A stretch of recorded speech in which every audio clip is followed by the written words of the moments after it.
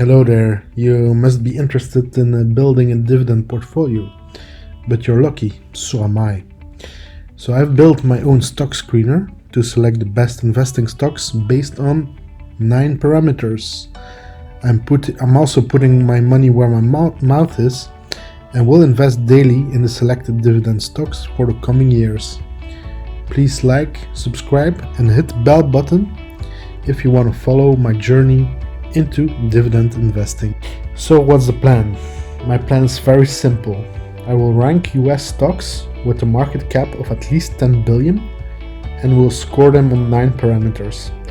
I will generate this list at the beginning of every month and I will buy stocks from that list. The first trading day of the month I will buy the highest ranked stocks, the second day the next one, and so on. I only invest 1/25 of the capital I would like to invest, and I will gradually enter the market by buying one stock a day. In my case it's about $50. That's maybe not enough to buy full stocks, but we use a broker that allows partial shares. Once my portfolio starts to generate dividends and the accumulated dividend is greater than the minimal investment, I will allow myself a little celebration and buy 2 stocks that day. I will document my journey both here on YouTube and on my website dividendexplorer.com. You can also subscribe on my website for a monthly mailing list. So yeah, I think it will be a very interesting journey starting a dividend portfolio at the beginning of a recession due to global pandemic. So let's see how it will turn out. I'm sure it will be very fun. Why the hell am I doing this? I'm very passionate about stocks and the stock market in general, but I never really had a system. I was buying high, selling low, so like almost everyone. So I got tired of that randomness and unplanned way of investing that I decided to do something new. Investing daily doesn't make any sense with my current broker. They have high transaction fees and it makes it impossible to invest small amounts in the market. But I recently discovered that there's something like fractional investing and it has become a reality.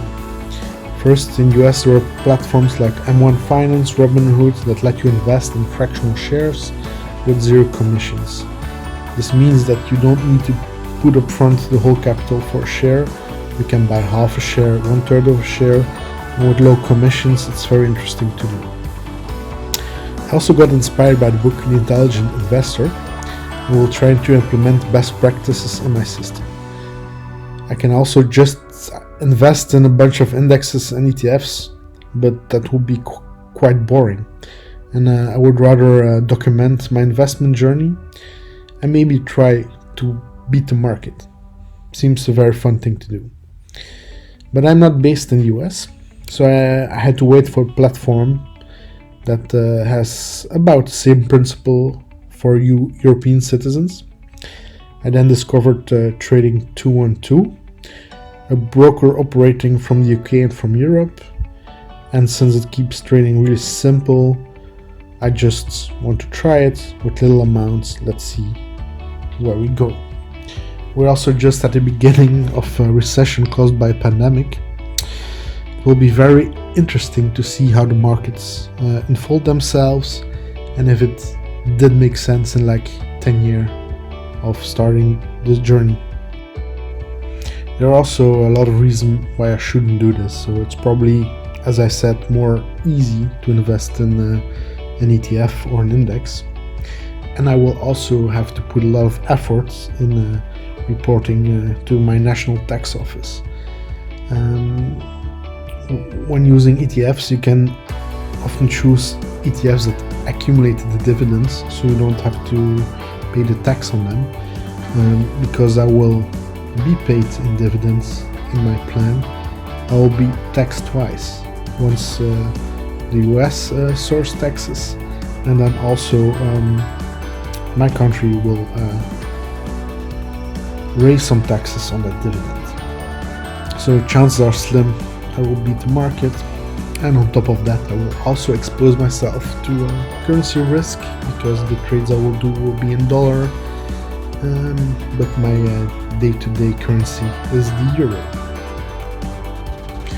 I will make an extensive video on how I rank the stock, how my screener works, what 9 parameters I use, but I want to tell you now the 9 parameters used in the ranking.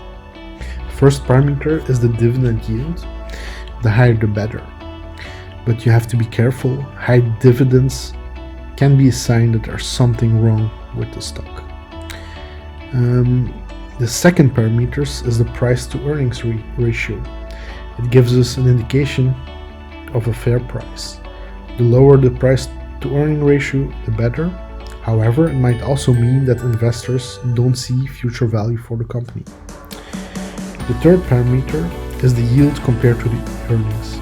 The company needs to earn enough money to be able to pay the dividend. If that value is too high, so the dividend is too high compared to the earnings, there's a high risk of the dividend being cut, or even worse, bankruptcy. The fourth parameter looks at the rate of change in the past 5 years. Currently markets are down, but a company that still has a higher valuation over a 5-year span has a good chance to continue paying high dividends. The fifth parameter looks to the future valuation by experts. The more room there is to grow, the greater the score. The sixth parameter gauges the debt to equity ratio. We want to invest in companies that are not limited by the burden of high debt. This is a sign of maturity of the company. The seventh parameter is the profit margin. The more profits, the better, of course. The more there's room to pay your dividend. The eighth parameter is the beta of the stock. We want to invest in the least risky stocks. And the final parameter answers the question, has the stock raised and paid out dividends in the last 5 years? So it hasn't cut any dividend, hasn't lowered its dividend, it hasn't paused its dividend, it scores well. So not all stocks score well on all parameters. We compare the parameters between the stocks in our selection, and based on that it gets a ranking score. If one of the variables is an outlier, the average and final score of the stock will be pulled down. So we filter out very risky stocks. So now are you interested on how I will perform, how this ID will perform? Like, subscribe, hit the bell button, and be part of my journey. Thank you very much for listening, watching. Next time I'll try to make better videos, illustrate my point a little better. But this is just the first introduction. I hope we meet again.